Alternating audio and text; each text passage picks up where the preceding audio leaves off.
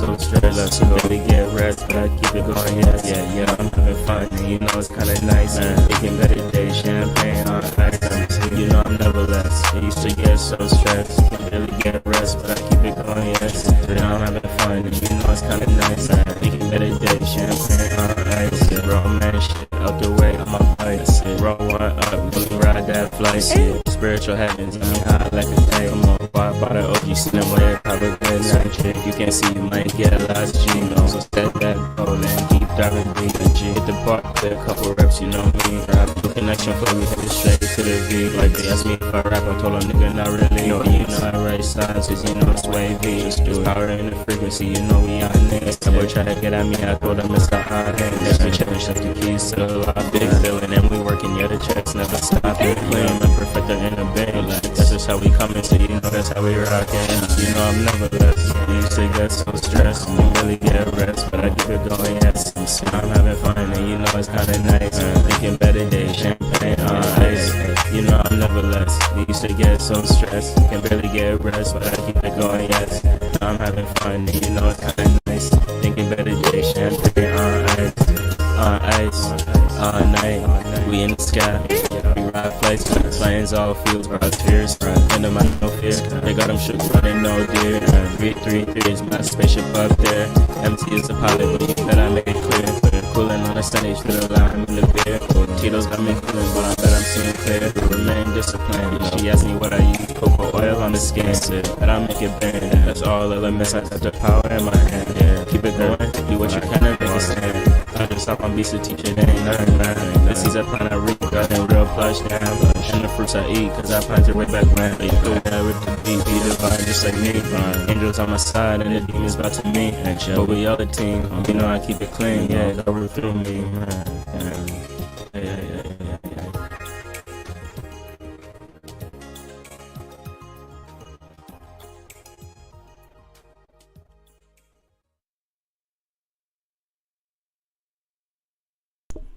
Hello and welcome to this new live stream.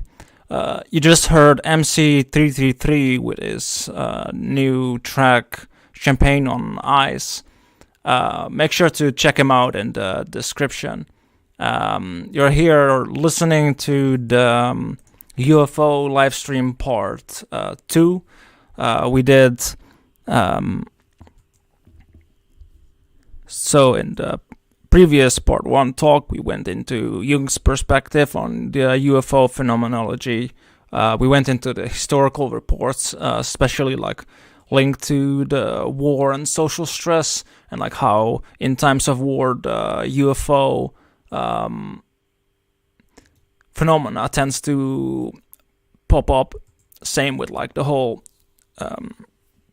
Kraken zombie and UFO kind of symbolism too, and like the really the myth and the stories surrounding it, and that there seems to be a connection between both Kraken zombie and the UFO, more in the sense of like that the Kraken is there when the tower has been built up to tear it down, thinking like in the realm of instinct boiling up and trying to tear it down, where zombies are kind of the symbol of the stagnant waters and the disconnection of this instinct, where the UFOs in the symbology like linked to the circle or very much linked to a symbol of wholeness, much like the Cosmic Man talk that we had, but in a modern way. And that's kind of like regarding some of the points that I wanted to bring up from the previous talk to already like keep in mind that we already talked about. Similarly also that the Jungian perspective doesn't mean that there are no nuts and bolts UFOs out there. It can be that they are out there. It can also be psychological projections in some sense too, but we don't know really like which one is which. But what we can say is something about like the myths and the stories that people tell regarding the phenomena. And with that said, Raine, you can take it away with your part of the recap as well. Yeah. So, yeah, kind of go back over some of the things you said too. You know, the potential possibility of the reality of physical nuts and bolts visitors is kind of precisely what makes this proliferate as a modern myth. We talked about some of the experiences last time. You know, the farther back in history you go, the more obscure it gets. But you know, there's a lot of modern reports, and kind of one of the main core experiences here, it seems to be like an altered state of consciousness, both then and following the experience. So, like, people forget to use their cameras, their camera doesn't work, you know, or their phone, or they take the picture and the picture is blurry. You know, Jung would kind of joke that the UFOs were not so photogenic. And it was also accompanied with kind of like humming or vibration sounds or booms or thunder. And then often the people that experience this would have further experiences in the future. So from a psychological perspective, does seem to be some kind of interaction between humans and their collective unconscious and our place on Earth. Collective unconscious, as Jung dubbed it.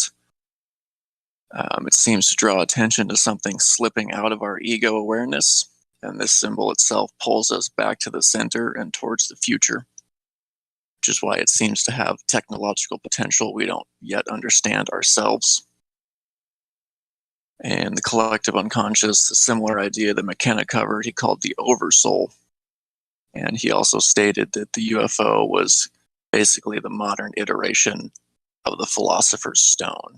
We'll get into a little bit of alchemy here in a little bit. So that pretty much covers it on my end for the recap. Yeah, and then I want to like add also regarding this with the recap from what you said with the symbolism too. It's looking at like the more like recent stuff that's been happening regarding like how they are transmedium, going between water into the to air, and from air to water.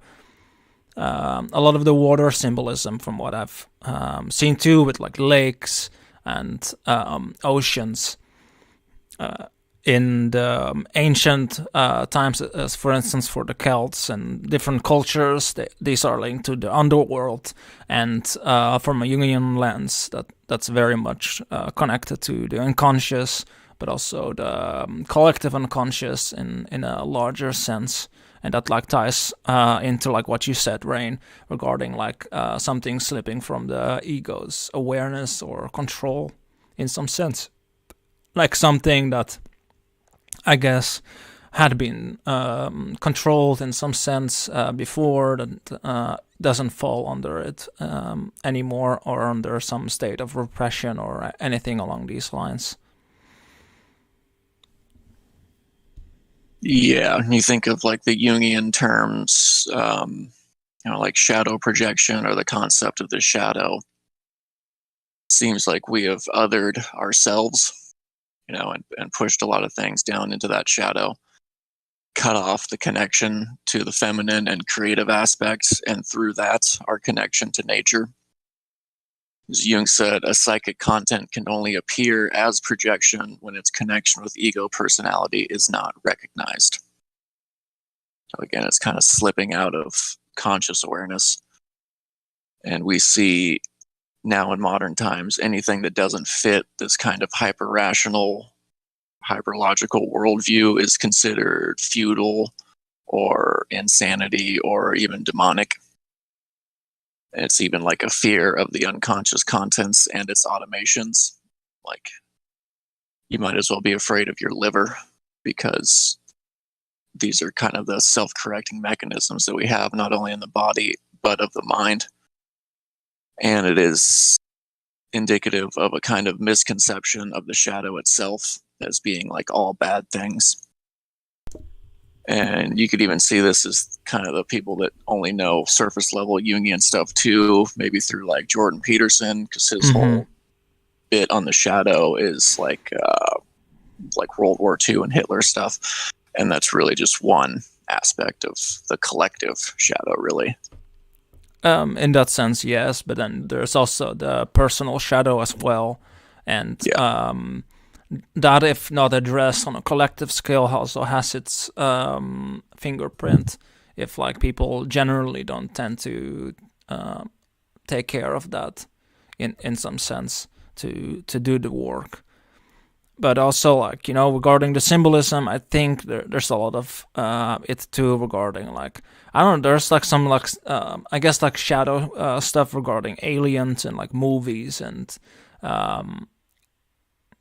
on like pop culture generally speaking. But then there's also like the UFO sightings that are happening, and with regarding to that, it's like you can see it in the movies too. It's also like, you know, it's like But some of them, they come as like a kind of predator to like keep us in checks. It's like almost like they're like some predator that comes from outer space. That, you know, in like the Independence Day movie, for instance, as well.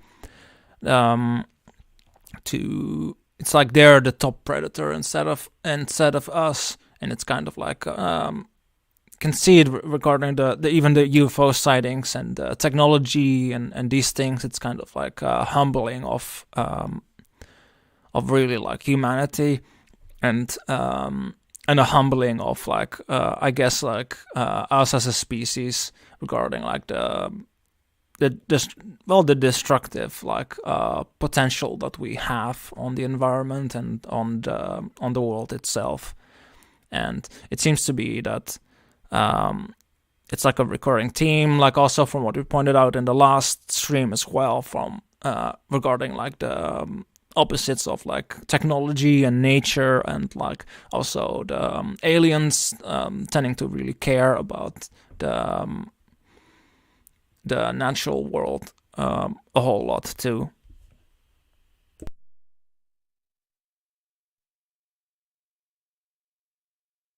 Yeah, it is like the ultimate other, the ultimate symbol of the other.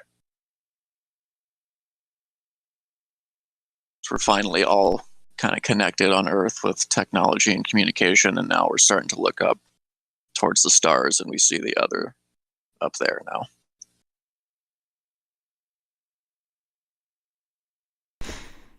Yeah, and I don't know, like what you also pointed out, Raine, in the last one as well, was like, you know, regarding the challenging of the traditional beliefs and like kind of like a counter paradigm regarding like the age of technological literalism, and like how that also ties into like what you said a bit earlier regarding like the hyper rational worldview.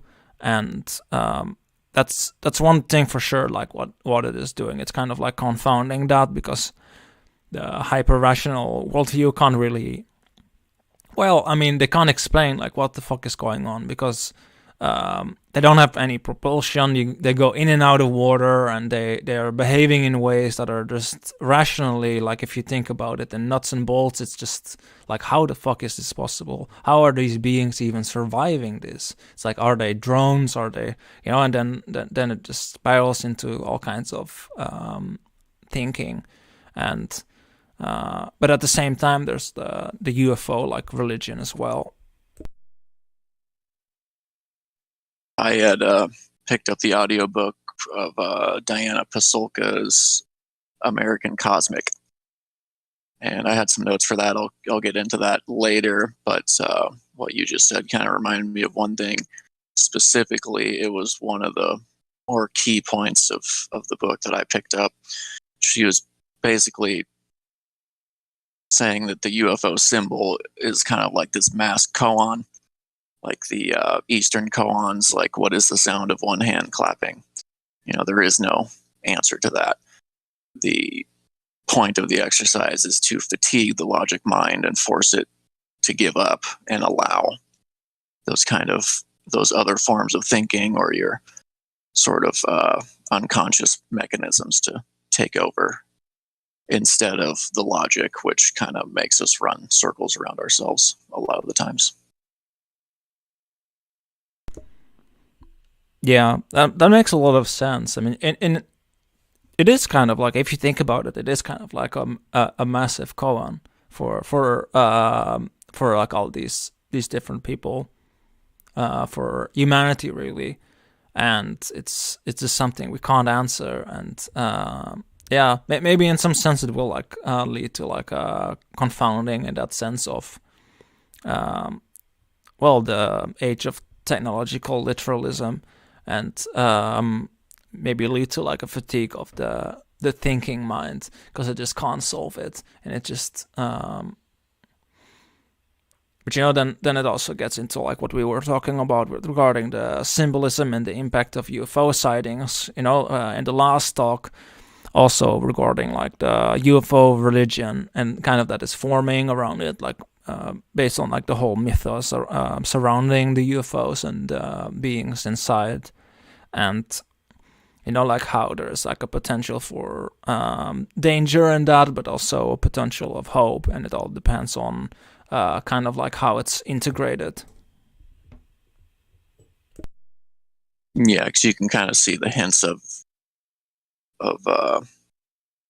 the bad aspect of the new religion. Like you can see it in Ancient Aliens, how they just kind of replace all the old dogmatic stuff with, you know, ancient visitors, and it's still hyper literal, it's still hyper logical, and it's incorporating the alien too. So you can just kind of see there's the good and the bad kind of forming on this foundation of this new UFO myth. And maybe in some sense that's kind of like what it is at this point in time. Maybe like things will still change, but I don't know. Like it's really like beyond us mortal humans to really like see where this thing is gonna go or what is going to happen, and like how this phenomena is really gonna like evolve. I mean, we have looked now regarding like the past and like the, you know, the previous one with the historical stuff too, and like when these come up regarding like times of war and general times of social stress, and that there seems to be like a connection to that. The very least regarding like the myths surrounding it, but I don't know, but it kind of also makes me then kind of think regarding like the both the like potential for like for hope, but also the potential for the dangers regarding like the role of the shaman in UFO experiences that like McKenna talked about as well. If you are ready to dive into that one, Raine. Yeah, sure. Move on to part 6. Yeah. Certainly not my expertise, so I'll go ahead and let you start, and I'll follow up. Yeah, that sounds great. Sounds great. Yeah, so maybe I'm gonna go a bit first into regarding like the shaman in of itself. So for those listening, the shaman is kind of a figure that's often seen as like a medicine man or like a guide in that sense for the community in like spiritual matters, generally regarding the spirits. But in a Jungian lens, you can see like how within a community, the shaman kind of acts as a mediator between conscious and unconscious aspects of like, you know, the collective psyche, but also within individuals. He's trying to do that and to help people. And the shaman as a figure kind of also has like a unique connection to the collective unconscious.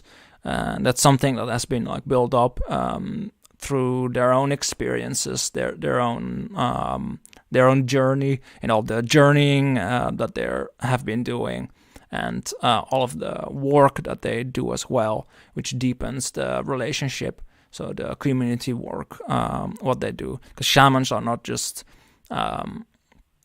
some solitary dude or woman that is off somewhere in the woods drumming by themselves, or like somewhere off in the edge of something.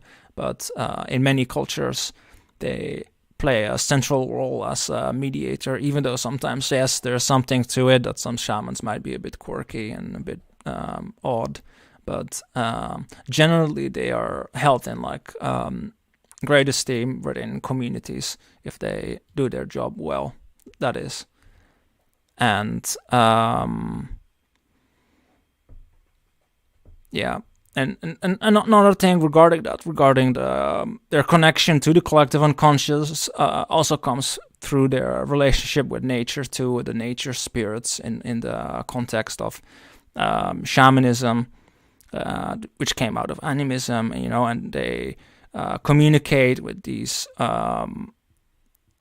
these unconscious aspects of the collective psyche, but also the personal psyche for individuals, and they have access to that. It's like they can, in that sense, in a collective sense for the community, they channel the different energies, and they know how to tap into them and to help these energies to be guided, or like, and as well as the people. So there's like something that the shaman guides the people to do, to tap into these energies and how to align better with it in a more positive form versus a more negative integrated form. And that's kind of a really big role regarding that. And the shaman also is a bridge between the individual unconscious and the collective unconscious as well, because he helps to find this connection between the individual and the collective as well. There's collective unconscious archetypes that can pop up in individuals as well, and he helps to bridge these. And he also generally has a particular story or narrative or myth to tap from that helps in explaining something in both a collective but also individual term. So they have a jargon to talk about these different energies as well. And they also do a lot of rituals and practices alone, but also with the community to connect with the collective unconscious, like drumming and holding ceremonies together and singing and dancing and visualizations and different practices like that. But in Buddhism, for instance, you can think about mandalas as well, how they kind of do the same thing or making that. And they have different rituals too that kind of do that. And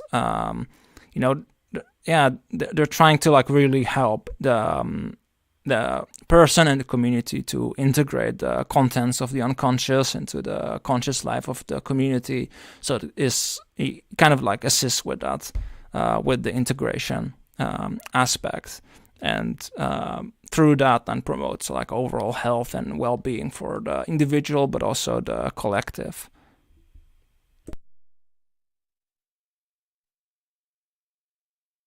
Yeah, McKenna kind of talked about the emergence of a self-identified class that, again, like you said, better understands our connection to our unconscious and to the collective, and to kind of interpret these messages from it and bring them down for everyone else to integrate in society. And we even still do have people living by the old ways. We can reach out to them as well. Like the story of Jordan Peterson and his frog mask. He still had, contact with this guy that lived by the old ways and had him make the mask, and he made the frog mask for him. Yeah. No, but that's I think that's a valuable connection to have, and for ourselves to build up to nature, but also the unconscious and in some sense too, because nature from a Jungian perspective kind of represents also the unconscious. or like there's a lot of things regarding the unconscious projected onto nature. It's like some of those like philosophy people one time I've interacted with that are like very much into like the whole hyper rational thing, but then they were afraid of nature. It's everywhere. They were kind of saying and that it's invading everything, and but it's not. They're then kind of not realizing that they are nature or part of nature. And I feel like a lot of these things are connected to that as well, regarding the UFO sightings and the symbolism in that, regarding like how we had pointed out with the integration of opposites, the technology and nature. But also I feel like in that sense, our part within nature, that we are part of it, instead of seeing ourselves as these detached predators that can just do whatever the fuck we want to do, not keeping in mind that then we kind of go like detached divine twin, on them, or not even that, maybe just some detached kind of acting upon something that we don't fully understand or fully comprehend, and then end up making things worse instead of better.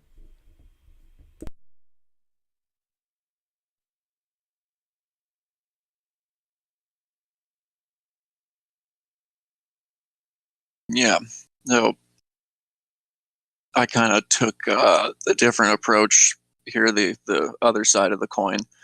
So there's always kind of a negative aspect with, these new emerging thoughts and classes and things. So you could see it spring up a little bit in the New Age movement. Not to be too critical of that, but just, there's good examples there. Kind of, if shaman meets capitalism, shaman meets grifter, or even just the blind optimism or sugarcoating of a lot of New Age stuff. Like, again, nature is to be respected as well. Like, you don't just go out and mess around with bears because they're dangerous animals, but you do respect and you work in accordance with nature. Optimism is great, but it has to be based in rationality and reality. And then, like, say, with the recreational legalization of psychedelics and stuff, our ancestors knew the importance of setting and purpose in their work, especially with psychedelics, in order to minimize negative reactions and use it as a tool and not just something recreational, And of course, they did plenty of other things besides psychedelics. They were, artists and storytellers, and they were the physicians and the doctors of the tribe. And they would also, teach everyone else how to participate in artistry and storytelling and medicine to some smaller degree. And even in sort of South America, like in the touristy areas, you have sort of the bad shamans. Just listening to Dennis McKenna on Jordan Peterson's podcast talk about that a little bit. They hang out in the touristy areas and kind of prey on these people that are unfamiliar with the nature of the work. They tend to, seek power over people. They're called witches or sorcerers, usually the terminology. They'll like spike ayahuasca with datura, basically like drug people. It has like a GHB effect, so they're just out of it and can be easily coerced into things, or just taking people's money. Or you could even see it, if you abstract that concept a little bit, like in the opioid crisis. You could see that as in our boomer institutions, the archetype of the bad shaman rearing its head there. Yeah, and that is something like that I know of, that a lot of the shamans from the more like traditional I guess lineages are very much upset about as well. All these like plastic and fake shamans and these grifters and these like these kind of figures, because they give shamans a bad name in one sense, but also in the other, they're more harmful than really doing good. And in that sense, like, I would say regarding like the shaman, it's like, you know, from what they also said, it's all about like doing things for the sake of the community, and they're not asking a whole bunch of money or anything, not much, and generally speaking, because from what I've learned from the shamans too, it's like that the spirits don't like it when you ask a whole bunch of money and rip people off.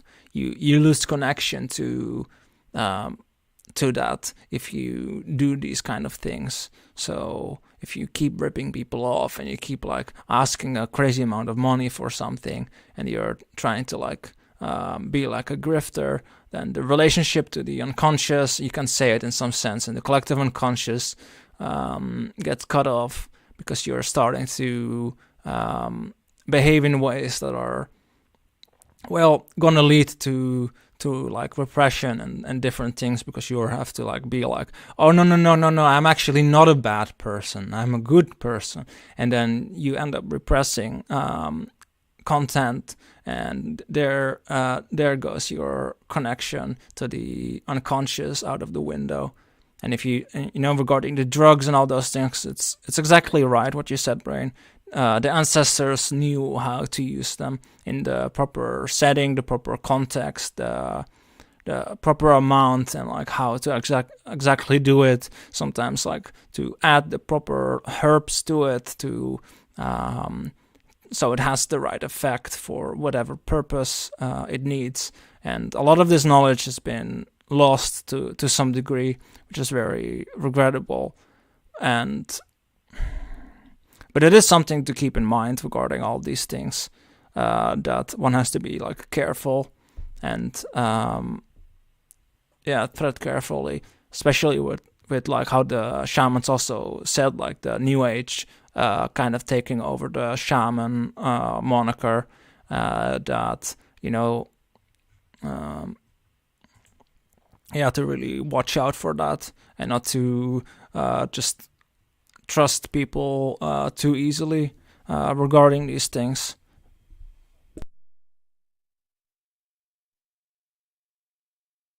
Yeah, it kind of speaks for the times that we live in, when, you know, we can hear someone saying that they're all for the community and, you know, don't want to charge too much. And the first thing we think of is that they're trying to pull one over on us. But you do have to have some sort of, I don't know, you got to be a little bit skeptical, and you can't trust everyone. But it certainly doesn't help integrate these new thought forms into society. We talked a bit about negative integration of the self in the cosmic man talk. And there's definitely a lot of that wrapped up in both the UFO and the psychedelic thing.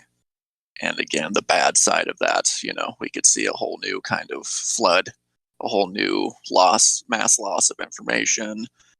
Again, tie it back to the bad shamans, you know, they turn into gurus or cult leaders, and that gets big enough, and you have a dogmatic UFO religion. Again, like the ancient alien stuff, it's just a new hyperliteral, hyperlogical on top of the old one. It's just replacing the symbols, and we're not actually learning anything. And again, censorship could be a big part of that as well. Yeah, I don't know, like, it makes me also kind of think, like, let's say something like that would happen. I don't think the whole UFO thing would go away if it doesn't actually address the actual issue at all. Because I do think there is something that needs to be addressed regarding it. If you talk about like the phenomena in the sense of like psychological, the layer, like regarding the myth and all these different things that are playing out from the collective unconscious regarding the whole phenomena, then I think that in some sense, like, it will try to like push us to towards wholeness in one way or another. But at the same time, it's like, yeah, I don't know. I don't think those kind of like detached, like literalist religions would, in the grand span of time, last very long, because anything too rigid doesn't really tend to last that long.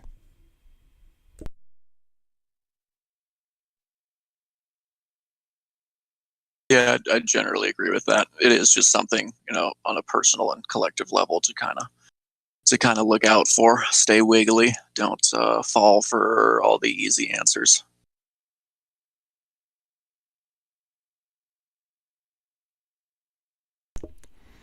Basically, yeah.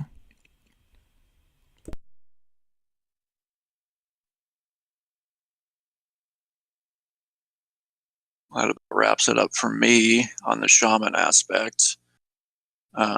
We can move into kind of a quick topic on the conspiracy next, if you're ready.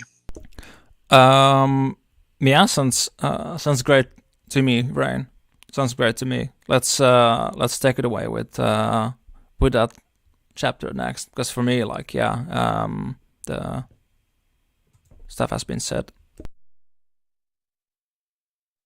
So I'm mostly just going to kind of gloss over a lot of this because it's not terribly healthy to dwell on any of this stuff.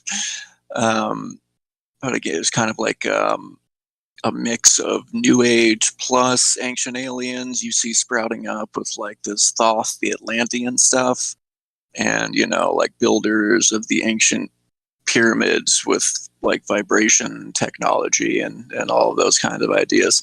And it kind of like it reduces all of the creative aspect of humanity. It just kind of gets rid of it. It says all of ancient history is just advanced technology that's been hidden from us and completely destroys all the spiritual merit of our ancestors. And then you have like the Anunnaki and the Nephilim type stuff, which is like the aliens are our progenitors, which they did in that Alien Prometheus movie too. Yeah, I don't know, like a lot of that kind of makes me think of like the whole notion of the cosmic man and like what we were talking about in the cosmic man talk regarding like how the cosmic man is kind of like this giant that is at the beginning of time but at the same time at the end of time. And it's kind of like, I'm seeing like how kind of the same myth is kind of like playing out, because it's like a recurring thing in like many cultures. It's like, yeah, they're our progenitors, but they're also from the future, like how some regarding like these conspiracy theories also say that the Greys are from the future. It's us from the future. And I don't know, like, and then also like the whole like alchemical connection to it regarding that is kind of like, again, like prima materia and at the same time like the philosopher's stone.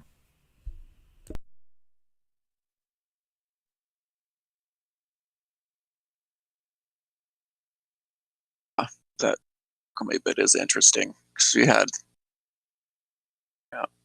there's obviously a lot of stuff going on during the alchemy days. Not everyone was doing it for psychological purposes, I'm sure, just like how now we have artificial intelligence and not everyone is using it for the same reasons.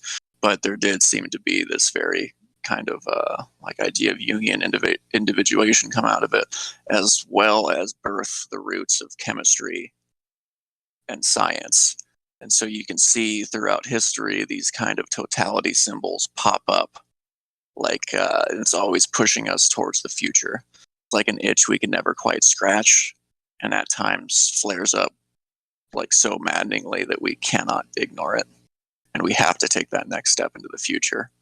Otherwise, it all goes to hell.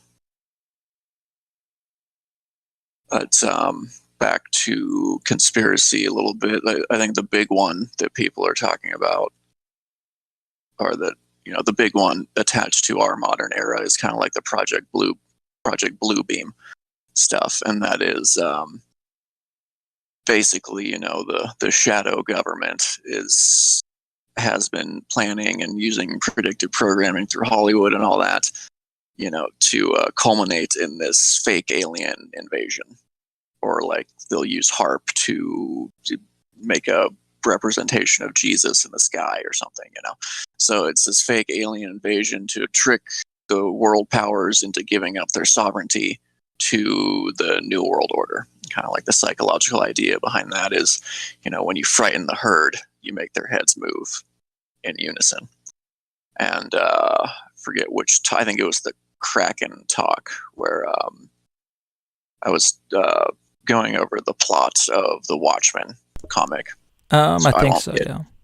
Yeah, I won't get back into that because it'll just be like a 20-minute tangent. So you can just watch the movie, or better yet, do the comic, because they kind of altered the ending a little bit. But yeah, it was Alan Moore. It's the guy that did that, and he kind of tapped into that with the ending of those. Yeah, I do think so. It's yeah, I don't know, like I think it was also like a kind of like a Kraken figure. Am I right regarding the story at the ending with the alien invasion? In the original comic, yes. Adrian is the guy that turns out to be the villain. Creates this giant squid, which is basically a kraken, and teleports it over New York, and it explodes. So that is like Alan Moore's version of the fake alien invasion.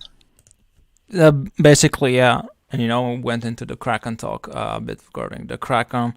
But what I kind of also want to like bring up with this is that in, for instance, the movie Independence Day, you have like a hybrid of both Kraken and alien as well. And it's like something similar, like with the, I think it is like with the tripods, the War of the Worlds, for instance, as well. There's these like Kraken like aliens that come out of these like tripods. And there seems to be like some of that kind of stuff going on. But yeah, the whole fake alien invasion made me kind of also think like, I don't know, kind of like psychological complexes or something on these terms regarding that. Like maybe there's like something there regarding like, I don't know, there was one guy that I watched who's an astrologer, Timothy, who said something like, that our overlords are right here in our hearts, but I was kind of at the same time thinking like, no, but they're also in our brain as like complexes and like these unintegrated parts of ourselves, and that's kind of like some of the gist that I'm getting, but with not that the government is all nice and squeaky clean either. They have their they do their shit too, but right, they're humans too with their own complexes and everything. They just have a lot more power than we do. So there's, you know, it's complex. It is complex, yeah, and you know they do have their complexes, like the military industrial complex. It's got complex right in the name. Yeah, but yeah, it's just kind of like that kind of stuff as well, and, you know, and these things are not as like black and white as some might want to think regarding these things, because, you know, it just isn't like that, and it's same with like the whole like UFO phenomena too, and like with the like what we pointed out with the shaman figures and like and kind of everything. It seems like it's not as black and white, and it's very much just a lot of grays. That's another pun right there. But yeah, I'm feeling the trickster coming up. I don't know if you're ready for P-Funk yet, because that's our Hermes trickster figure.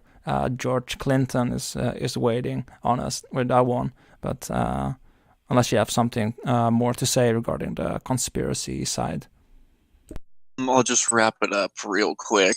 It's McKenna it sounded like he had spoken with Jacques Vallée, who is like super big in the UFO community. And he was kind of talking about the blue beam stuff a lot. And McKenna kind of like largely dismissed that aspect of Vallée's work as paranoid, which kind of makes sense. You can kind of take them as two sides of the same coin almost. But when I was listening to Pasulka, she was giving Vallée a lot more credit as kind of fleshing out many different perspectives and the complexity of it. So Vallée is someone that I haven't really gone down that rabbit hole yet. But McKenna seems to pretty strongly dismiss all of the blue beam stuff as being paranoid. So just worth noting. And that about does it for me. If you want to lead us into P-Funk, go right ahead. So P-Funk.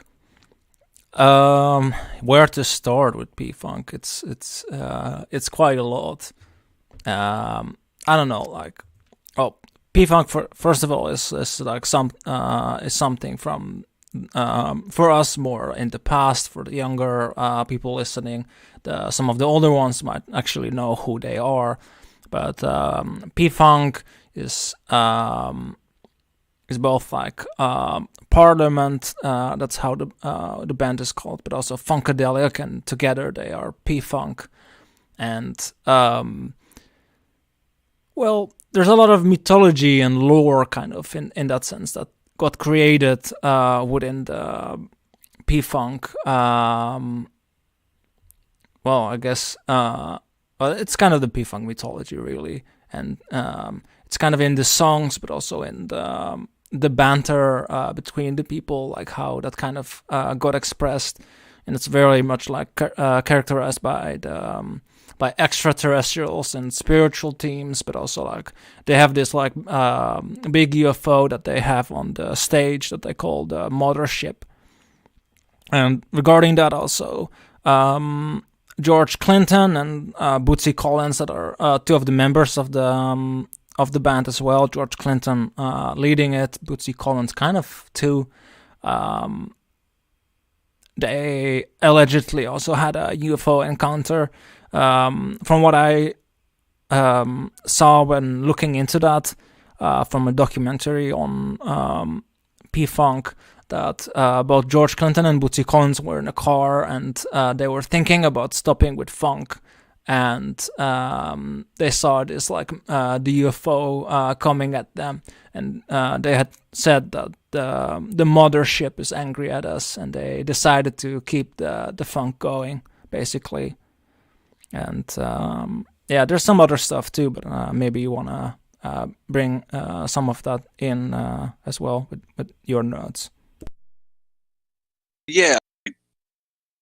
I was never big on the funk genre, but it was going around the server, so I thought I'd check it out. And I watched a couple of the documentaries, and I just kind of did a little deep dive into George Clinton himself and learned how much of a musical legacy that he had created. So like even after his career kind of died down, he's practically still making music though, and he had to reinvent himself a couple times, just like in between the 70s and the 80s. You could see a big change in his music, so he kept up with the times. But even after his career died down a little bit, you could see like Snoop Dogg and Dr. Dre, they were using covers of a lot of his music. And like many people my age, I listened to horrible rap music in high school, and I didn't even know who George Clinton was. And then I listened to the George Clinton songs, and I was like, oh, this is all the stuff that all the West Coast rappers like put in their music and covered, like Snoop Dogg and Dr. Dre. And then you had Warren G, who did G-Funk. Well, it's obviously just a rebranded P-Funk. And then I learned that in the early days of the Red Hot Chili Peppers, when they were still like a funk rock kind of band, when they were in San Francisco, they had George Clinton come on, and he produced one of their albums for them. I forget which one it is off the top of my head, though. So that's just an interesting note as far as the legacy of George Clinton. And then there was one song I liked in particular, and I had Scarface on it. So like it wasn't that old. It was like 2016 or 2018. So dude's like still making music, and I heard they're trying to make a movie about his life, and I think they're going to get Eddie Murphy to play George Clinton. So we'll see how that pans out.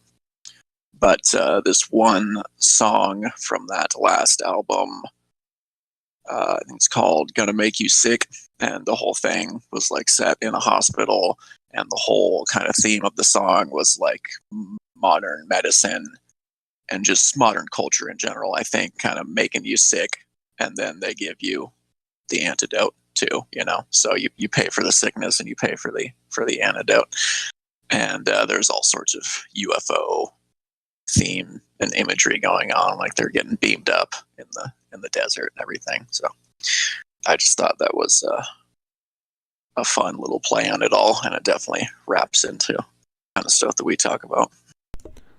Yeah, I don't know, like in some sense, George Clinton was kind of, through his music, kind of like, because, you know, like shamans are also like linked to like night drumming and singing and dancing, and in a way he was kind of like tapping into that. You can see it in like some of his like costumes too, regarding like how he's kind of like almost like embodying like Hermes as like a trickster figure as well.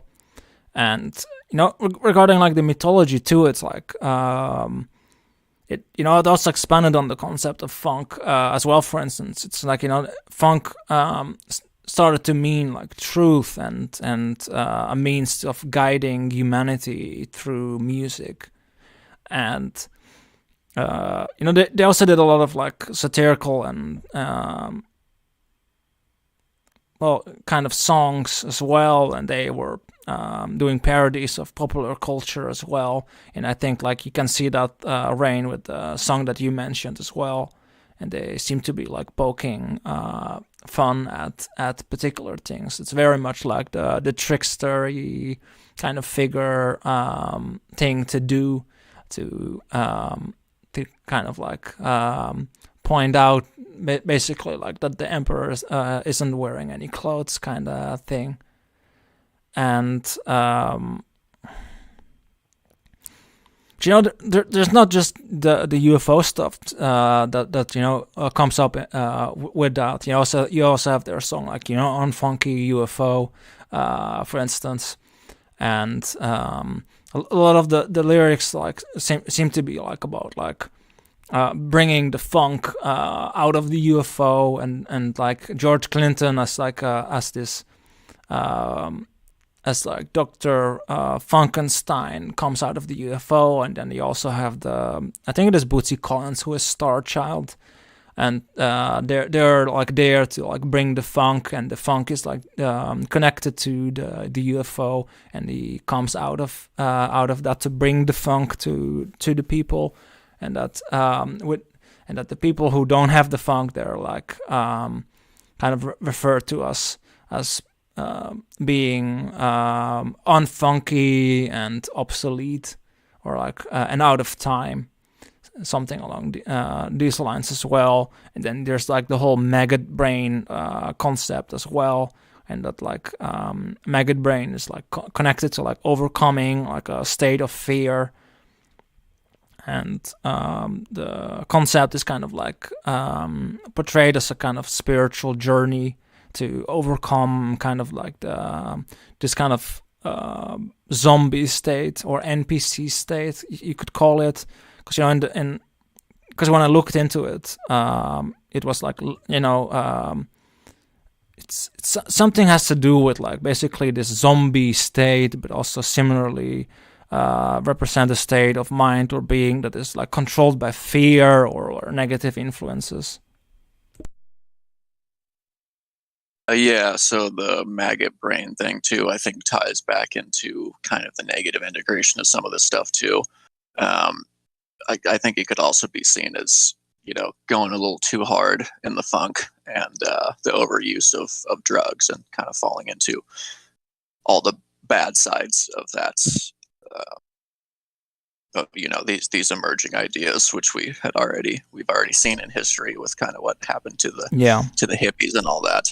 And I don't know if anyone is like me and they're not huge on funk and they're kind of more of a rock and roll kind of guy, you can check out that Maggot Brain song because it's just like a wicked 7-minute guitar solo by Eddie Hazel. And I believe that he had died somewhat recently and kind of young, as many of these rock and roll and funk guys do, again, from probably not living the healthiest lifestyle, but he lived a full life. So, but just wanted to give him credit by name. Oh yeah, no, that makes a lot of makes sense, and yeah, he deserves that. I don't like these songs are very much epic. I really like to listen to him. Once I found out about P-Funk. And I don't know, I think regarding that, it's also with the Maggot Brain song too, it's like the antidote to that is, according to the P-Funk mythology, is funk, and and the source of funk is the mothership, so the UFO. And just for me, it kind of like ties into the whole like wind horse concept or like life force kind of, and that needing to be rising up again. But maybe in some senses, it's like a connection to, I guess, the cosmic man or nature as well. And I want to say hey to the Light Project for hopping in. Hello, how are you doing? Yeah, we're doing great. We're here live on the UFO pod. Oh, awesome. I was just stopping by to see what just to like listen in pretty much. Mm-hmm. Yeah. That's awesome for you to hop on. I don't know, Raine, if you wanted to say something still regarding P-Funk. Just really quick, yeah, it was 1992 that Eddie Hazel died from internal bleeding and liver failure at the age of 42. So, yeah, respectfully, I'd say he went a little hard in the funk. Yeah, I'd agree with that. But I think regarding this, I don't know, like I kind of also think like it kind of ties into with the funk, like I said, with the wind horse and the life force energy, and it kind of ties that into like the zombie stuff that we talked about too, but also like I said, like with the connection to nature and like instinct is very much the connection to nature, and from a Jungian perspective, like nature and the unconscious are like two things that are tied together symbolically, but also like nature. And things like wild animals and these things also represent our instincts, and it's the connection to our instinctual self, and it's also like what connects us to nature at the same time. And I think like there's a lot of symbology with like P-Funk, but also regarding like UFOs in general, and in the myths and stories that are being told, that are kind of being played out in it, even though like we said, like there might be nuts and bolts UFOs as well, and actual visitors, like who knows, like we don't really know. But regarding like the mythology surrounding it, because we can conclude this that there's a real need regarding that, and like with the last talk to like the stuff we talked about regarding the aliens very much caring about nature and the environment. Yeah, and just kind of also linked to losing connection with nature and more so like our instincts. Just kind of wanted to touch on this quickly. I have it down here as one of my last notes. We have like the sort of like traditional, more like fundamental religious era that we came out of, you know, in the West, and it's still there to some degree, and kind of their values and perspective on sexual mores, and you know, usually seen as pretty, you know, prudish and all of that, and there's certainly some truth to that. But now you even see like the crumbling of that. Like you take away from the more fundamental religious stuff, and you have this absence of religion, and yet people like, you know, childbirth numbers are way down, and human relationships are way down, especially in the youth. So you can, like, it's hard to pin that specifically on religion, since that has gone away and the problem has only gotten worse. So, you know, and technology certainly has something to do with that. Technology coming in place of our connection to nature, with, you know, online pornography and just these constant dopamine hits that you can get online all day to disconnect your ego awareness from your instincts, let's say. And you can go back into many other spiritualities and traditions, and they do have this kind of sense of kind of sexual identity integrated into their spirituality, right? So it's not looked at so shamefully and like it's such a bad thing. It's pretty well known in Hinduism. I've like the Kama Sutra, like that kind of thing. And then I think McKenna said that alchemy had some of that, and like even Chinese Taoism has it, but it's like it's in a language that's cloaked in flowers and fungi, so it's not, you know, out in your face, and like, you know, it's I guess it's to kind of keep it away from kids, which is, you know, a good middle ground between, say, sort of religious fundamental and just orgies out in the streets. So, basically, yeah, basically, yes. And I think like regarding the UFOs and all of this, it's like, yeah, you know. But then again, like they're also there, like you said, like, you know, it's kind of like confounding science in some sense. But maybe,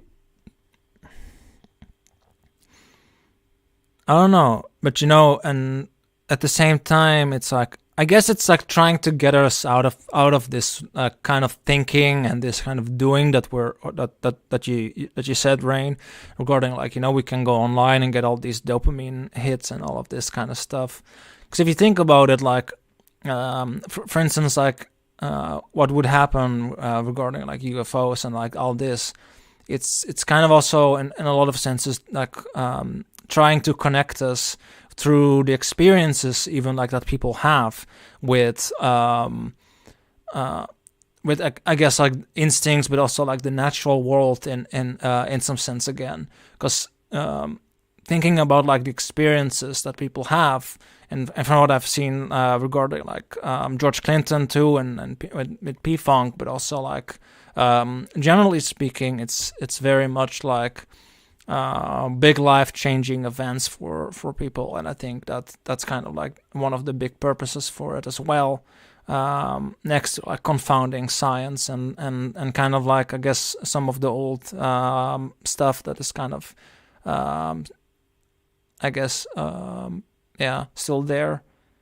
But I do think, like, yeah, you're right regarding like the old traditions, that there's a lot of good knowledge out there that we can look at. And I also want to say hey to Neirum as well for joining. What's up?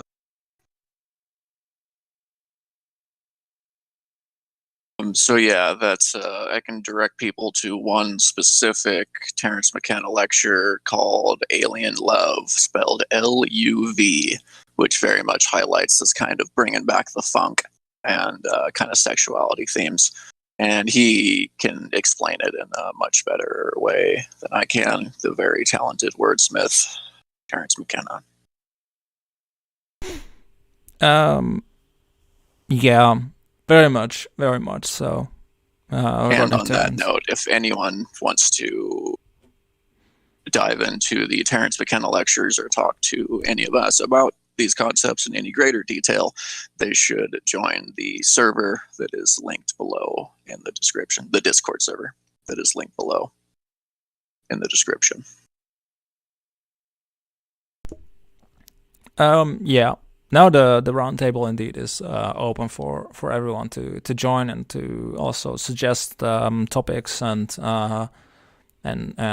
dive down many weasel holes with us together. We just have to make sure that we don't dig too deep in our weasel holes and awaken some Balrog of the collective unconscious. But other than that, we should be fine regarding weaseling our ways into different topics and figuring out things together. That's why you weasel hole in groups. Make sure no one falls too far down the hole. Sounds and about don't give right. in to astonishment.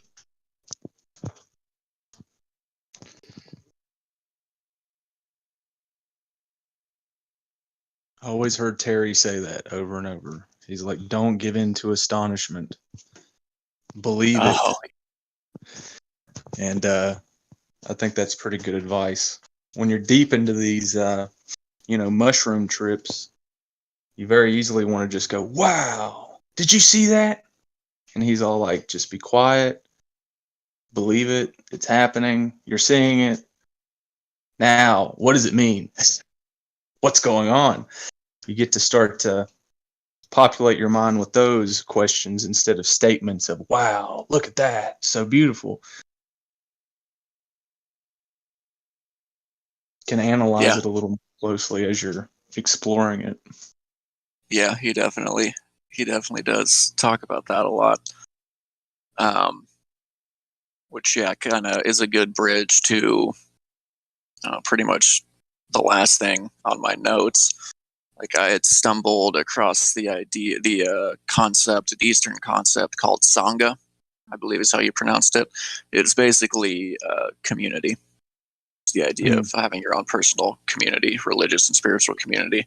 And I had found an article by Thich Nhat Hanh talking about kind of like the state of the world, how, all our institutions, including like the religious ones, have kind of lost the sense of community and even lost light of spirituality even. So that's when you turn to creating your own Sangha, creating your own communities. And the Diana Pasulka, the author that I was talking about earlier, she kind of connected that idea. She found a similarity between that and the dialectics of the Greeks. And the purpose of this, the end game of all this, was to, start your ascension out of the cave, out of Plato's cave. And it is a very interesting analogy to kind of see the world as how everyone is in that cave and just trying to get out. And in the story, the prisoners, all they see are the shadows on the wall.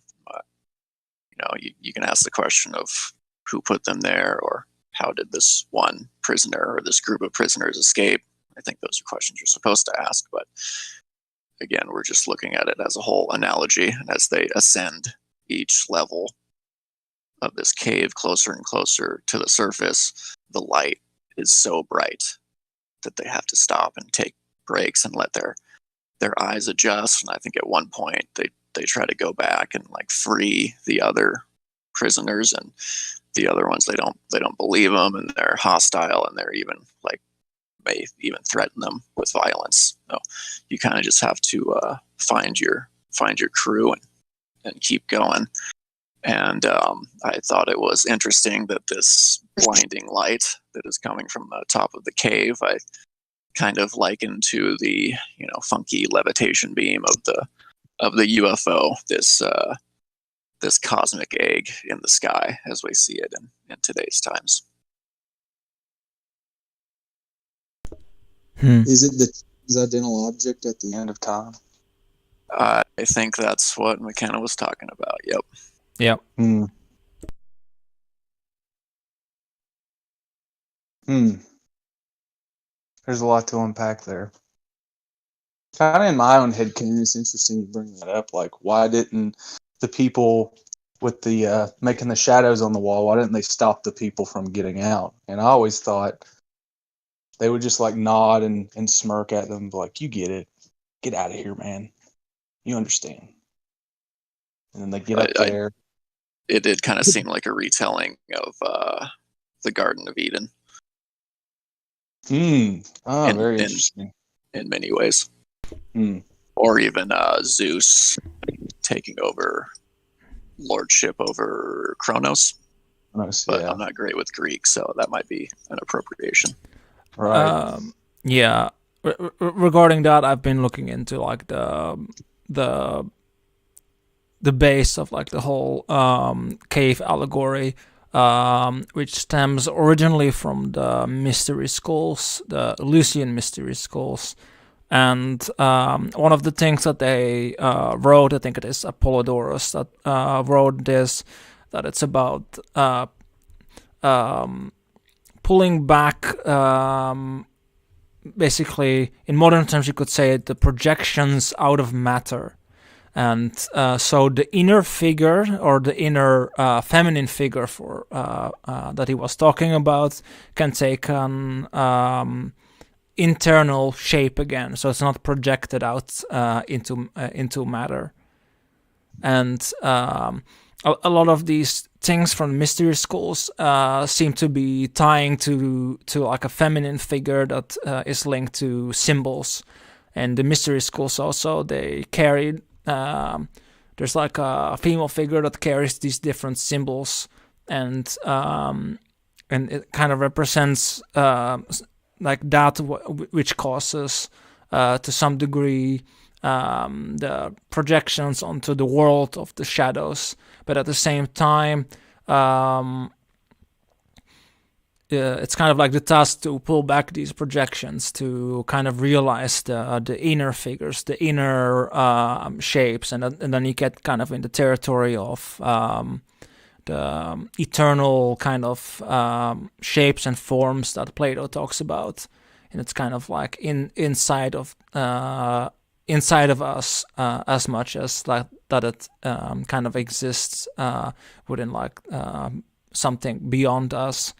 But it kind of like seems to be tying to that. And then regarding like the sun symbolism that they use is like linked to Helios, Dionysus, which is a symbol of the self, because it contains both masculine and feminine, and light and dark, instinct and intellect, rational and irrational. And it's kind of like this the philosopher's stone again at the end of time that they're trying to get to.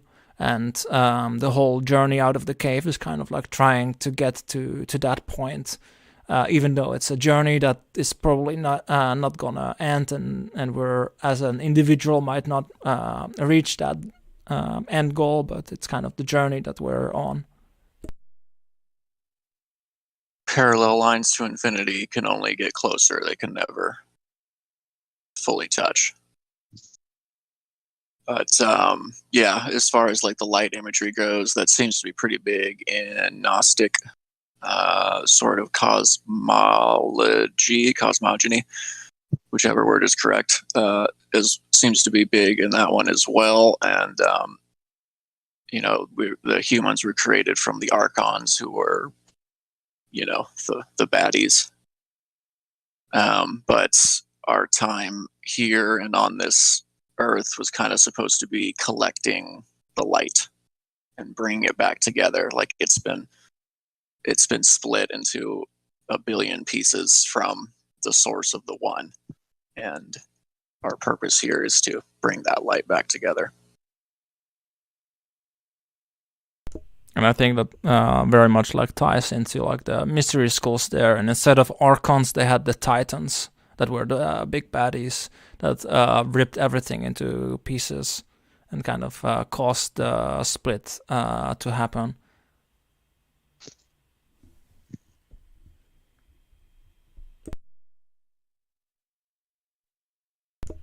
but it also kind of makes me think of regarding like what Anastasio said in the Cosmic Man talk that we had regarding that those that are asleep dream in their own world, and those that are awake, they live within the same world as all the others that are awake. And that it's kind of like going out of the cave is kind of at the same time like a coming together of different people, because you go from one world, like think in modern terms, like you can like distract yourself in your own little bubble with VR, with the VR stuff or games or pornography or whatever the fuck kind of distractions you can think of. But at the same time, you can if you don't do that and you actually work on trying to getting out of the cave, you get like into the same world where the others are that are awake and that are also trying to get out of the cave as well in their own way. Also, hello, Drew. Welcome on the pod. Hello. Hope y'all are doing well.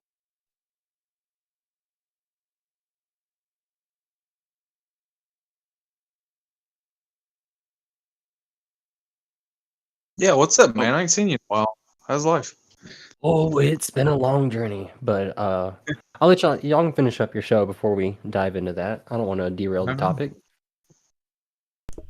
Yeah, I don't know if y'all have anything more to add regarding like the whole like UFO, but also like alchemy kind of stuff that we've been talking about right now. I think it's interesting the UFO aspect, and you're using Plato's cave and the sun, like that beam is like a UFO beam bringing you into the future, and the Terence McKenna's idea of the transcendental object at the end of time. I've been watching a lot of old school Star Trek lately, and I just recently met William Shatner like a few weeks ago, and that was really cool. He's like 92, and he's up on stage bouncing around, really happy. But anyway, the shape of the USS Enterprise itself is partly a flying saucer, but it has all this other stuff attached to it to make it, grounded in reality of science that we kind of understand. Because, Miguel Alcubierre spent a lot of time in college watching Star Trek, and he was a physicist, and he came up with a real world warp field theory that NASA Skunk Works is currently trying to make reality. It doesn't look exactly like the Enterprise, but what I'm trying to say is, I think Star Trek kind of acted like a transcendental object at the end of time. This UFO aspect, this reaching into the future, none of that stuff was real. But people watched that show and it made them want to become engineers, made them want to work on these things, like the flip phone, like the cell phone. The guy that invented the cell phone, he did the same thing. He was watching Star Trek all day. He's like, wouldn't it be cool if I could flip a phone open like Captain Kirk and talk to somebody?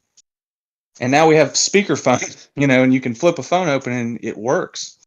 I think there are real world examples of what we're talking about, and it's important to point them out, to have these real world examples to kind of work off of. I know we're at the end here, but I feel like that was worth mentioning. Yeah, that actually, again, bridges in nicely to one of my last notes here. Thank you, Neirum. I was talking about that American Cosmic book by Diana Pasulka.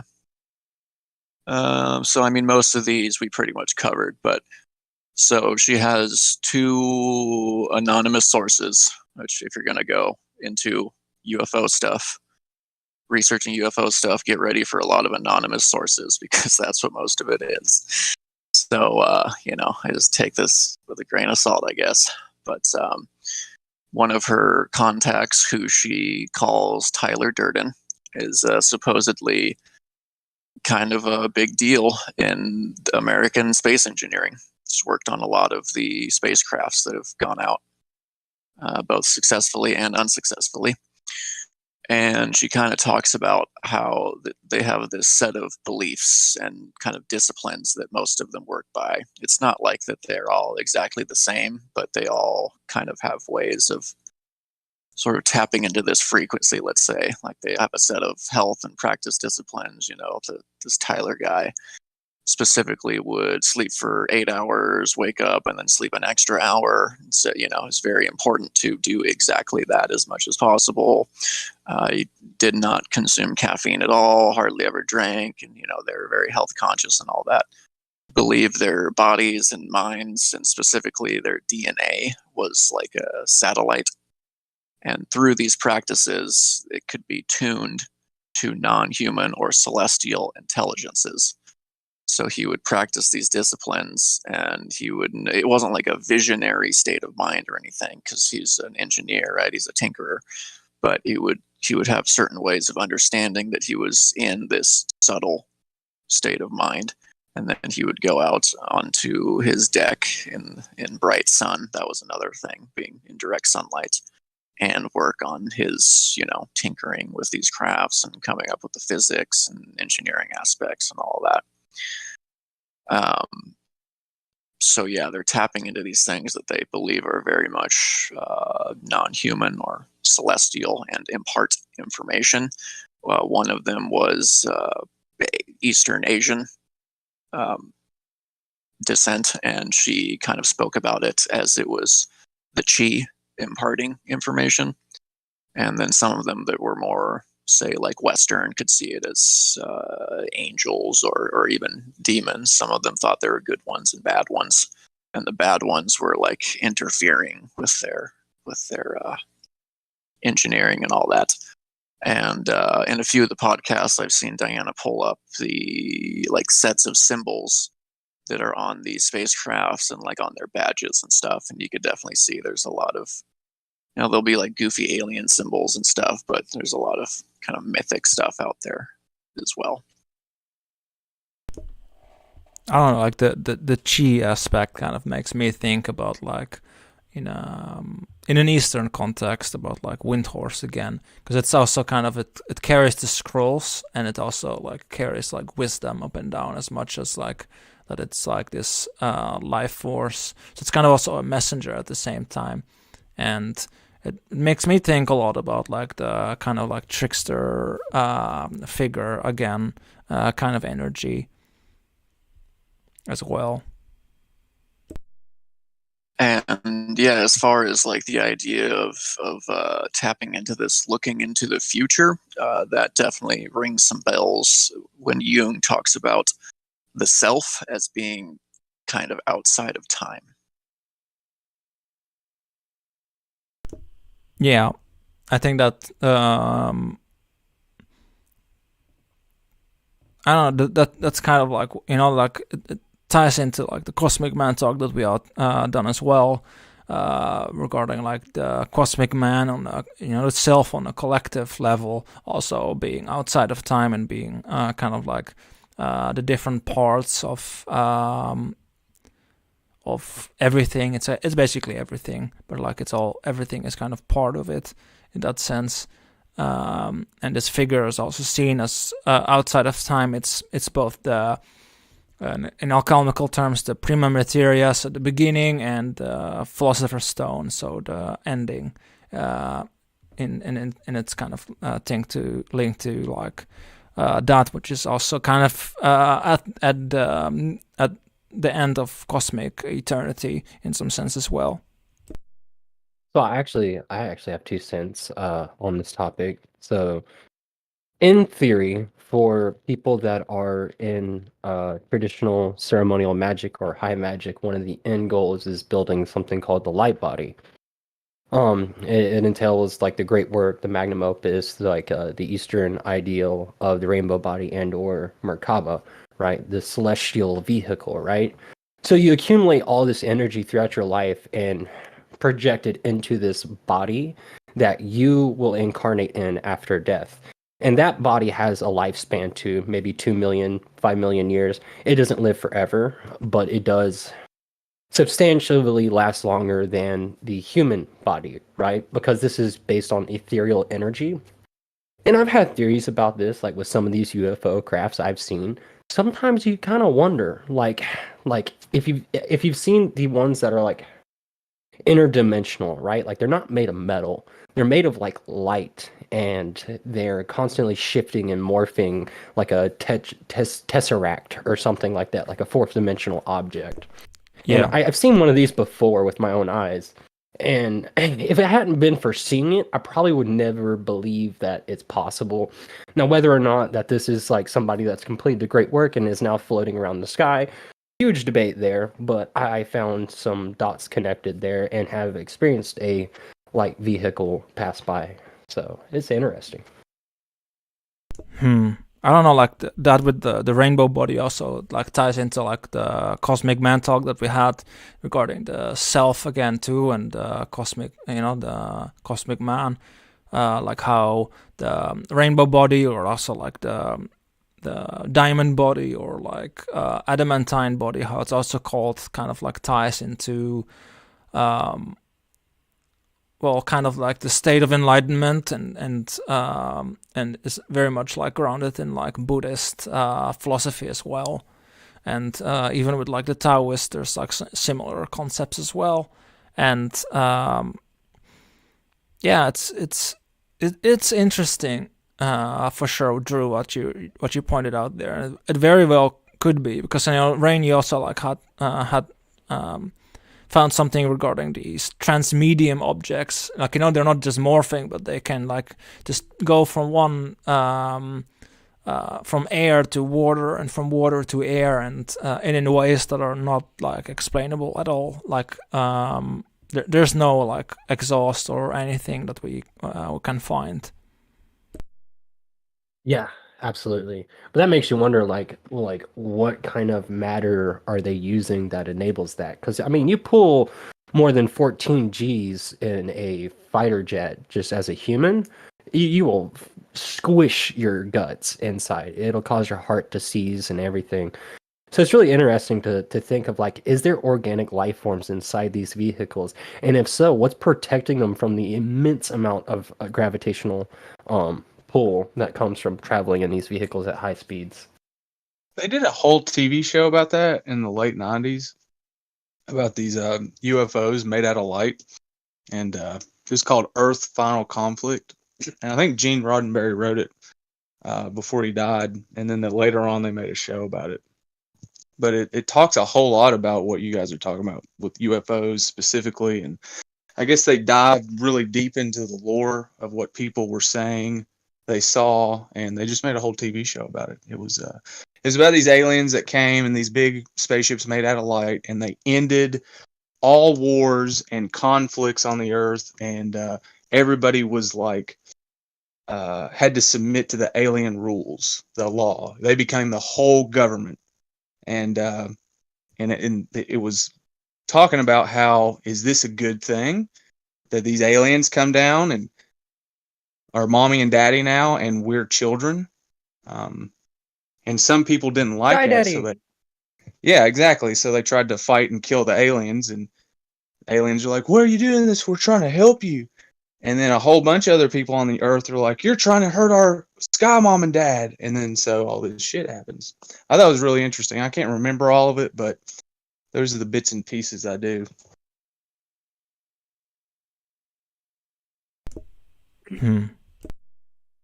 Forgive me, by the way. I didn't mean to interrupt. I meant to come in and listen, but something sparked my my interest there.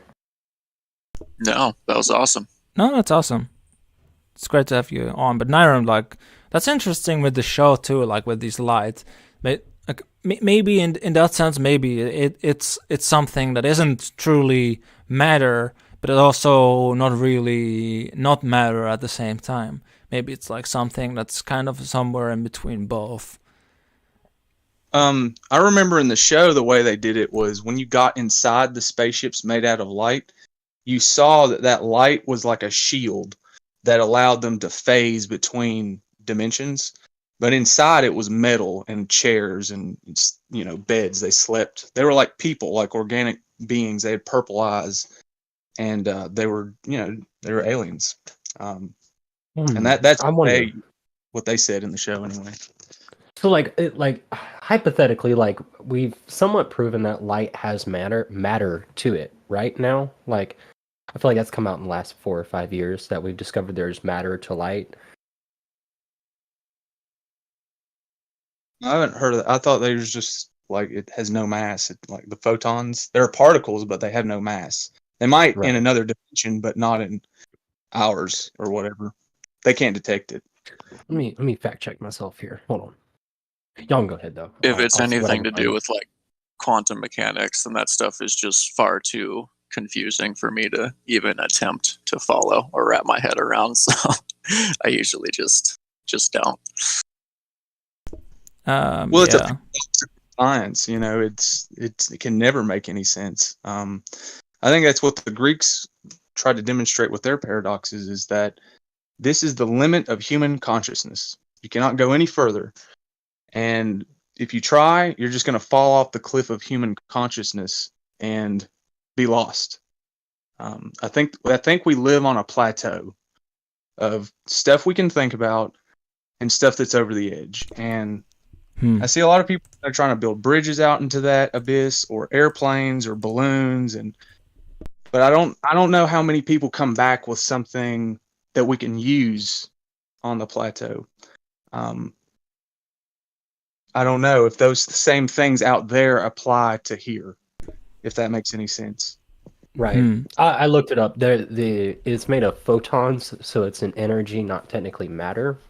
Okay. While it does take up space, quote unquote, it's not like mass. It's energy. So it's not actually filling in any real space. It's like an optical illusion of sorts, right? Yeah. One of the things that makes me think, like with these like light bodies, right? Like if it's not organic life in it, right, and the magicians and mystics of old are right, then the spirit would incarnate into the vehicle. Therefore, there would be no biological life that could be harmed. It's purely consciousness occupying energy, which is insane to think about. Like, I don't know if it's true or not, but like it's fun to dabble in. I don't know, like what you said, Neirum, too, regarding the plateau made me think of this meme I posted in the campfire regarding like the bridge between like secret esoteric knowledge and mental illness. And it's kind of like similarly We got between like both. You say secret esoteric knowledge and what? mental illness. It's in the campfire. I posted it. It's a meme. Yeah. Well, yeah, I guess that is kind of what I'm saying with that metaphor of the plateau. You definitely are going somewhere that has no ground, you know, or air to land on, and you need devices or technology that you made back at the plateau of human consciousness and you brought out here with you in these realms. But I'm starting to, you know, question, because I've gone out there with like an airship, you know, seen what's out there, tried to bring some things back, see if it applies here. And it's hard to say, does it apply here? Or am I just helping, you know, other astronauts or people to go out there? You know, And that's a can crazy it? thought. Yeah. Thanks, Like, I think. yeah, no, it's a compliment. Like that sparks something in me, because like my experience when traveling, like every time I come back, when I try to bring something back, like whether it be a schematic or anything, right? As soon as I bring it back, it's like amnesia. Like I can't remember, but I know I'm missing something. Right.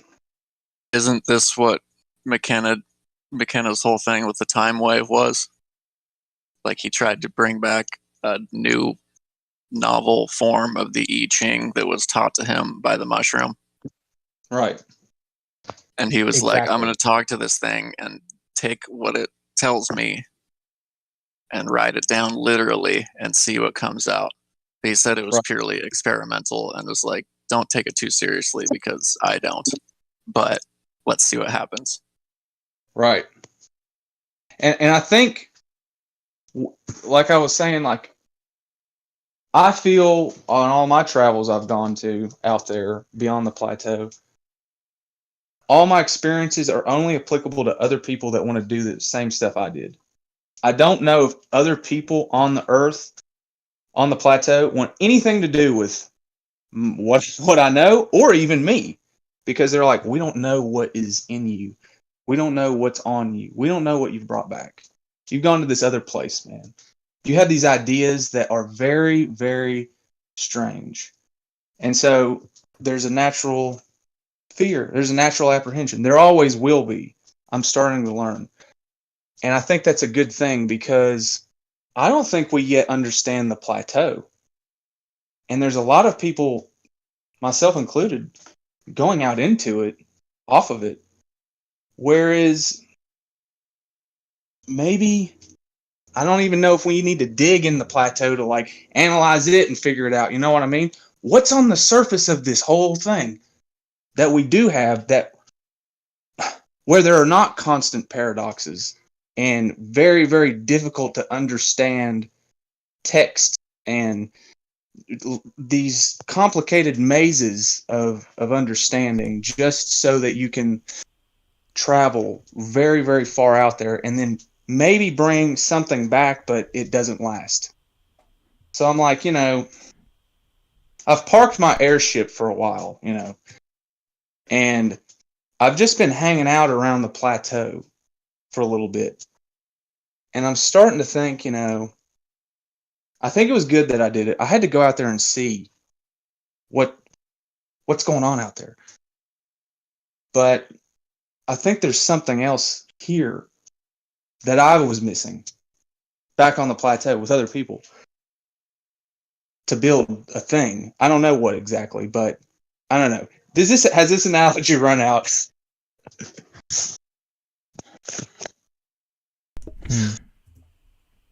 I don't know. For me, this kind of also makes me think of like, well, what else is here that isn't a paradox? Yeah. I kind of was thinking like, well, I guess other people, but also I guess nature and the environment and kind of like everything that we can find here, right here at the same level where we're at, if we're not trying to go off from the plateau and go off into different realms.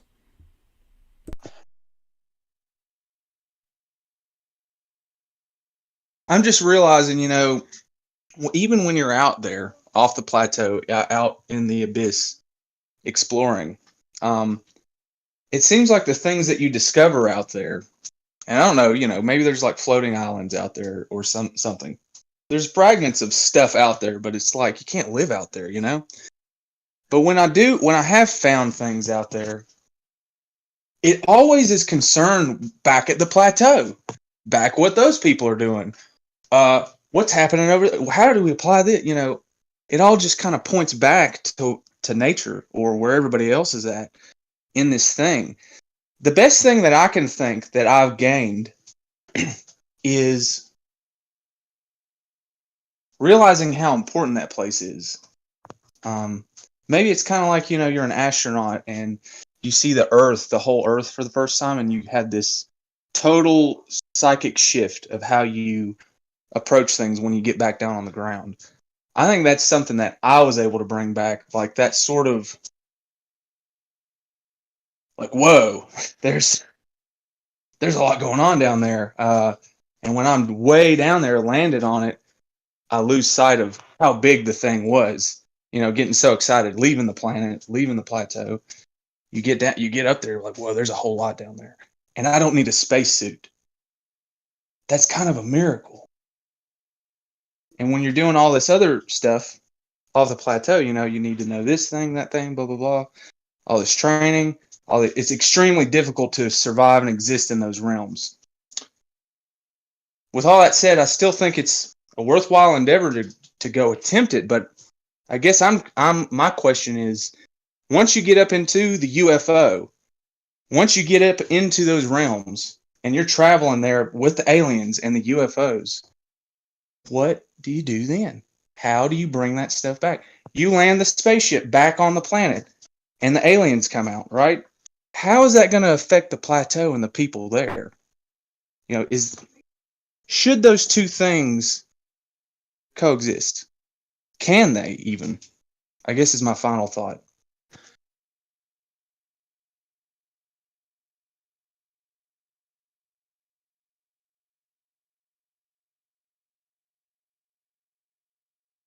to bring back the wiggle, the transcendental weasel at the end of time, teaching us all the funk. Love it. Yeah. We got to get wiggly with nature again.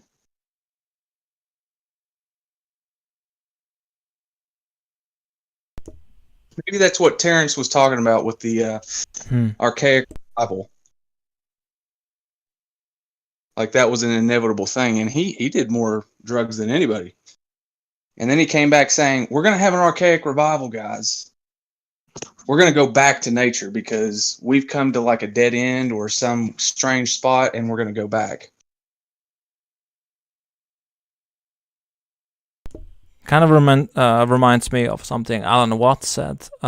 He said something similar in one of his talks as well, regarding like nature is wiggly, and that kind of like humanity at the point where he was talking in 1970 had come to a dead end, and it kind of like all ties into like what you said, Neirum. It's kind of like the archaic revival, and in some sense, like I can see like kind of different people doing exactly that, like going back because we've come here at some dead end of sorts. And Alan tied it basically to like the hyper rational kind of mindset. What you, Raine, also were talking about. Alan had like said like these people are squares, and they create squares instead of wiggles. Yeah, I got that from Alan Watts too, by the way. I love that reference, the wiggle. He was sitting out among some trees on his property drinking tea, or he was making tea, and he's just like, we got to get wiggly with nature.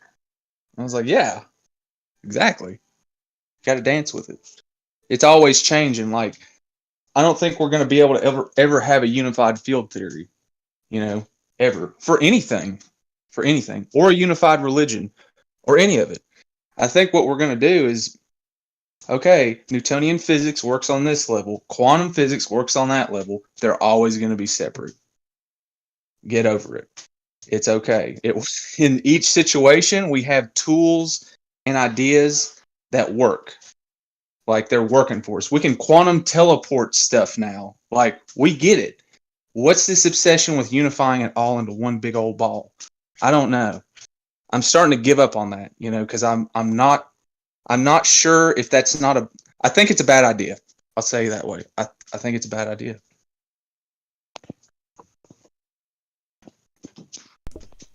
I think in that sense, it's probably something that is just unattainable. But also it's kind of like maybe the way that we're trying to do it is indeed like not the way to go. Maybe indeed the way to go is like what you said, Neirum, regarding like we have these different tools, and maybe we don't know exactly how all these things work, but we have the tools, and we like can keep figuring some stuff out. But like maybe we don't need to really be so obsessed about finding a singular kind of concept or singular thing for everything. Maybe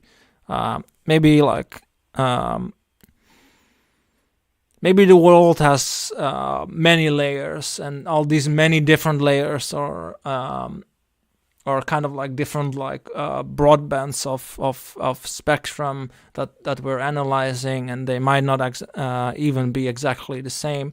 Maybe they're kind of the same, but they're not. It's like they're saying about different layers of something. But I don't think that we're right now. I can say for sure we're not clever enough, or like our brain isn't like evolved enough to hold the whole. And I don't think in that sense we might ever be able to. It's like trying to like hold everything into a singular concept or idea to explain, like, or like to try to explain everything. And I don't think that the amount of words that you need for that is so much that we can't hold it in our brains. Yeah, H.P. Lovecraft goes over this concept of what if you could evolve humanity to understand everything. And what we turn into when our brains are able to do that and our third eye pops out of our forehead and we can see transdimensionally, we turn into monsters that try to suck out other people's brains. Like we become something that's a monster to what we are now. Our kindness and our empathy are thrown out the window in favor for intelligence. You know, our body is smaller than our brain in comparison. So I, you know, it's probably a bad idea to evolve in that direction. Maybe we can't, you know, maybe we start having a war or something or kill each other, or I think there's safeguards in our DNA that put us in check in ways we might not realize. If you look at it, like, you know, with part 1, 2 of the UFO talk, we kind of like talked about like how these UFOs and throughout like history pop up exactly when wars happen, and they were there also when different like battles were happening, and the UFO would kind of show up and in a way being like, not like, hey, whoa, like calm down, like we're not gonna do this. And same with like you know, that's with the Romans the case, but also with the Greek, and later on also in different time periods, and you know, a more like known example of that is kind of the Cold War with the UFOs disabling the nukes and doing all kinds of stuff like that, and it seems to be like one recurring theme as well. Yeah, it's very similar to that TV show I was talking about, Earth Final Conflict. That's what they do in there too. They disable the nukes because the humans try to nuke the UFOs as soon as they see them. Try to shoot guns at them, shoot lasers, and they just turn it all off. And you know, in a way, they totally dominate them and force humanity to submit. In a way, it's I think it's a very interesting idea. Because even though the aliens are not exactly doing that, in those examples, like with the Russian nukes, they're still interfering. Is it any of their business? I don't know. Are they us from the future? Like, are they ancestors of ours that got spaceships? Like, I've had this idea that what if UFOs are, you know, like Egyptians that had like a moon base, and then those comets hit the Earth that Graham Hancock talks about and wiped everybody out? And they're like, well, we can't go back down there. And so if they're up there for, you know, how long was it? 30,000 years in space? They'd probably look like little gray aliens, right? And that's always been my thought. Like, what if they're just Egyptians that are living on Mars, just watching us? They can't come back to Earth because their bodies are too different now. But they're like watching over us.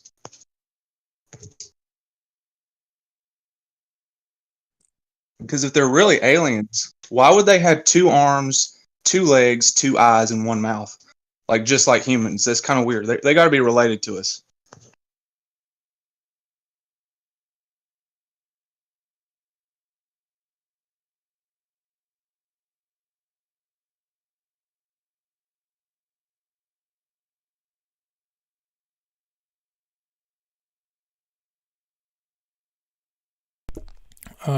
Yeah, the Light Project, I think you wanted to maybe say something.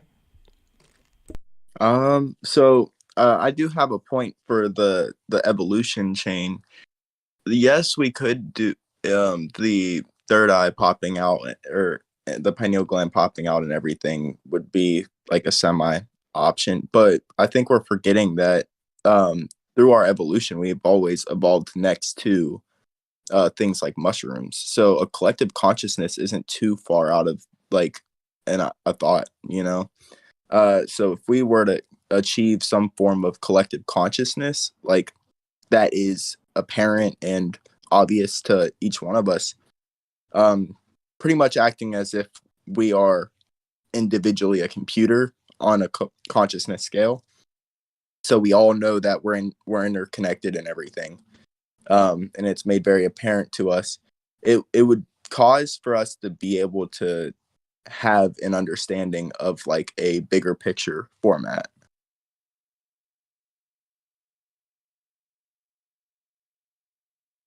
be forced on us, perhaps uncomfortably. But yeah, it would definitely push us to the next stage of humanity. And maybe in a synchronistic kind of sense, that would be the same time when we would finally be able to understand the unifying theory, you know? Yeah. And I mean, you said it would be forced on us. I mean, evolution is a force, you know, like it does get forced on us. And that is why the weak die out and then the strong survive. That's the whole point of evolution, is because the ones that are strong are the ones that will endure the force of being forced to evolve, whereas the ones that die out are the ones that are unable to evolve. They're not able to adapt to the situation. Yeah, I've always thought that was an interesting way to say it. You know, survival of the fittest. You know, it's I think within that is strength and kindness. Because you know, if humans weren't kind to each other, we would not have cities and phones and things. I think kindness is a very, very important attribute to humanity's endeavors. The things that we've actually accomplished. We kind of want to be nice. Kindness is a highly adaptable trait. Yeah. Yeah. Yes. Yeah, because monkeys aren't kind to each other, and they kill each other over stuff. And if they were a little nicer, they might have, you know, at least some huts and maybe some boats, you know, and could work themselves up from there, you know. But I've seen some of them starting to use spears, so that's kind of cool. Actually, yeah. The reason why they use spears is with humans, we tend to teach each other. Like, so if one person gets a piece of information, they tend to share it with other people and teach it upon them. Whereas with apes and monkeys, they don't actually teach each other. It's a quite literal form of monkey see, monkey do, where if one monkey decides to build a spear, the other ones see it and see the use of it, and then they build their own. Yeah, then this monkey saw a dude doing it, from what I understand in the story. He saw a fisherman using a spear, and then he started figuring out how to do it too. I thought it was really cool. Yeah, so they're definitely capable of evolution. It's just a weird system for them. Yeah. The dolphins also started using conch shells around they would grab them around their mouth and have an armored nose, and then they would use it to spear themselves into bigger animals and kill them. And they also used it to like dig things. So they started using these conch shells as tools. And not only that, they taught other pods of dolphins across the world how to do the same thing.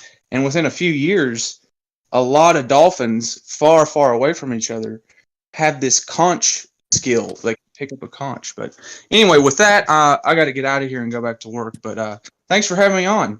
You guys have a good day. You too. Yeah, awesome to have you on there. Thanks, man. See you guys. Yes, see you. Since we're on the topic of animals, has anybody noticed the rise of like dogs becoming self-conscious? No, not really. There have been a few dogs that have become self-aware, and oh man, that's a topic in of itself. Yeah, but maybe something for another time, because you know, to stick to the UFO topic. But that's pretty wild, man. It's pretty wild. But yeah, I don't know if you guys all have still something to add regarding the UFO topic in general. I'm content. I gave my most nuanced opinion.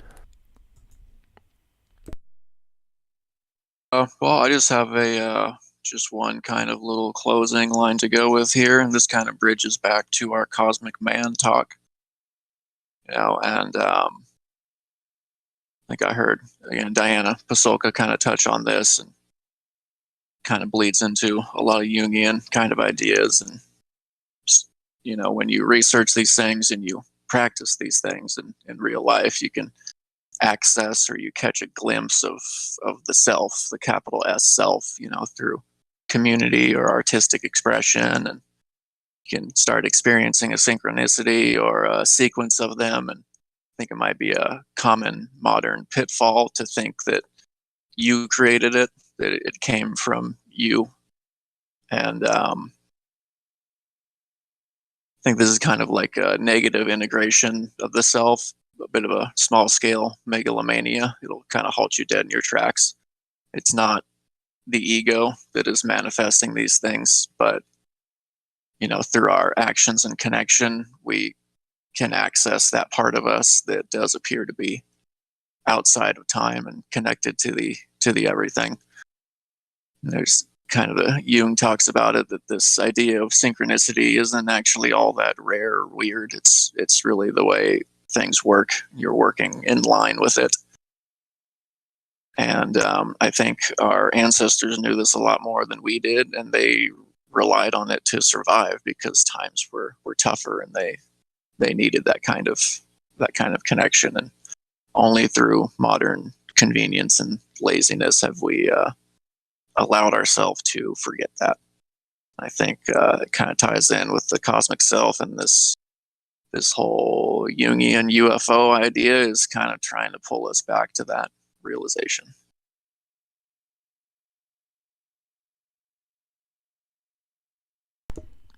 I think if we're all or for the rest good regarding like the points regarding that, I would say to end the stream, and then you can like hang out a bit maybe for a bit, and then yeah, do that if no one has anything anymore.